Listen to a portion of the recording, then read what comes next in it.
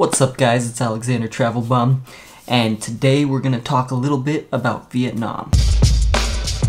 So Vietnam is one of those places that there is just so much to do in every part of the country, in every city, that it can be overwhelming to really pick what you really want to do. So I'm just going to name a few things that you should consider doing if you're going to Vietnam. So the first thing is Poem Mountain, Ha Long Bay.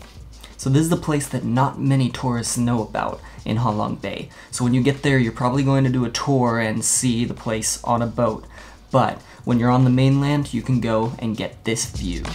I believe this is the best view in Ha Long Bay, and might I say the best Instagram picture you're ever gonna get. So I highly recommend going there. Click this video to see how to get there. The view is fantastic. Out of all the places I've been in the world, this might be the best view that I've ever gotten. Okay, next is just to walk the streets of Hanoi. Hanoi is kind of the gateway city to Vietnam. It's probably the first place you're gonna go. A lot of people fly into this city, and I think it is the best city to start out because you can really, just by walking around, you really get Vietnamese culture. You see the people at work, you get to see the food, the Vietnamese lifestyle, and it's just amazing. This is one of my favorite cities in the whole country.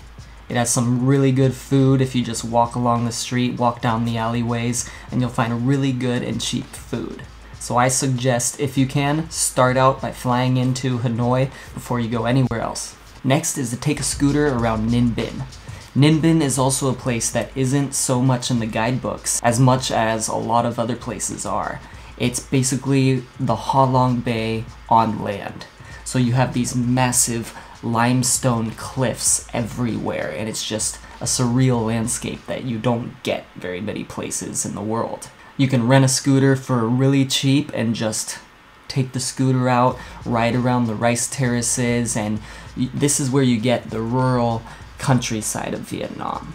Next is to see the Hoi An lanterns. So Hoi An is also another really good city. It reminds me of Hanoi, but it is a little different. It's one of the most photogenic places in the country. And at night, it goes from this to this. It's famous for these lanterns that illuminate the whole city.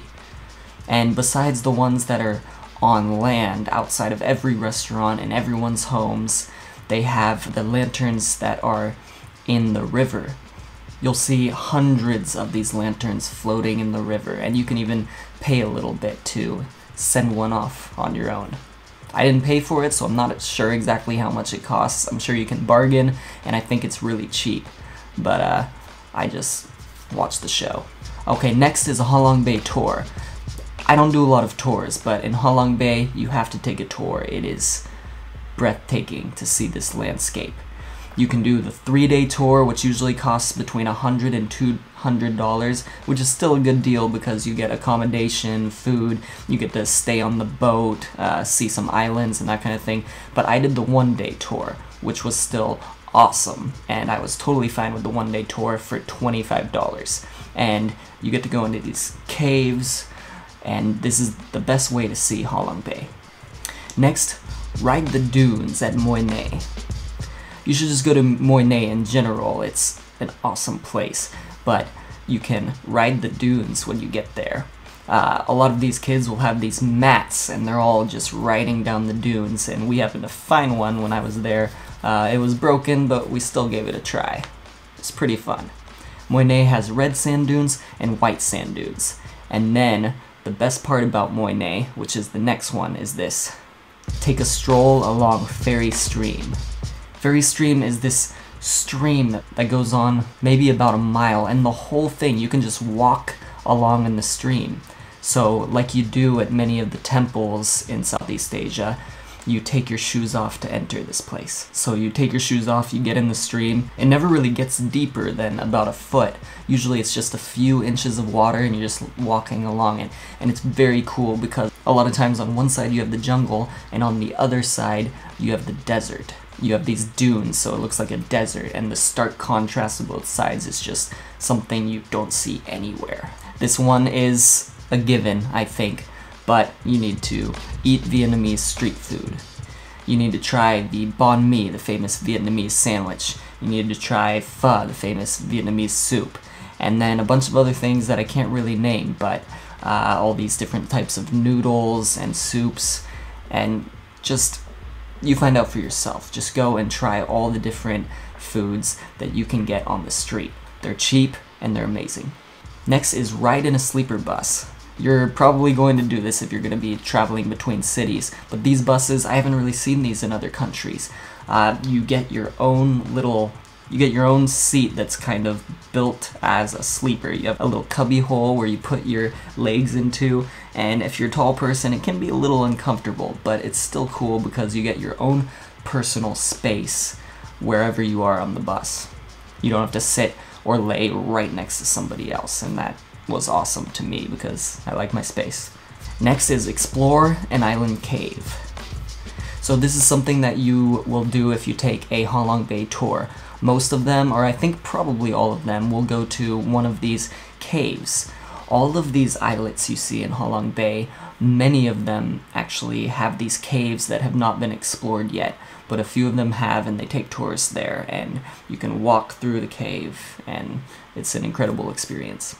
Next is explore historic Saigon. Saigon is the largest city in Vietnam. It's in the south of Vietnam, and it's now called Ho Chi Minh City, but some people still call it Saigon.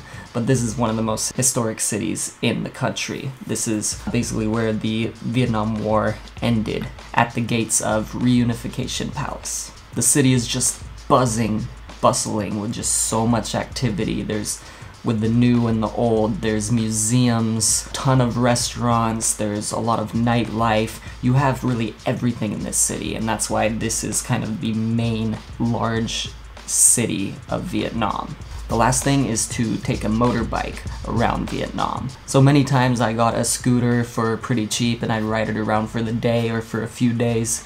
And you just have to do this in Vietnam. It's just everybody drives a scooter, and it's how you can get to these awesome places that aren't right in the city, in the really touristy areas. You can kind of get off the beaten path when you have a scooter.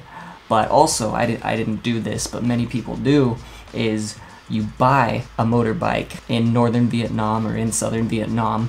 You buy it for maybe around $200 to $400, not even that much. And then you drive it for a month across the whole country, and you get to see so many things that many tourists don't get to see. And then once you get to the destination at the end of the country, you can sell it for pretty much what you paid for it, so you don't really lose any money. And that is how I'm going to travel Vietnam the next time I go. So that's about it. If you're going to Vietnam, I really recommend that you should do some or all of these things if you can. Like I said, I did a lot more than this, but these were my favorite experiences. Do you have any questions about Vietnam, about these places that I mentioned? Leave your question below and I'll answer it in the comments. Please hit the like button down below. It really helps me out. Subscribe if you haven't already. That also helps out. And I will see you in the next video.